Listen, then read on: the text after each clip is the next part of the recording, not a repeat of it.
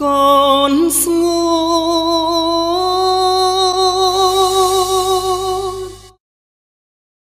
ចូលកូនចាំទុកតទៅថ្ងៃមុខធ្វើជាមនុស្សល្អ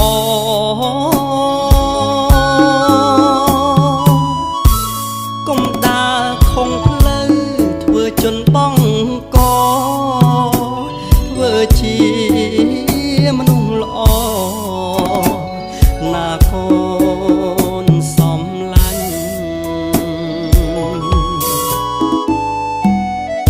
ត្រូវខិត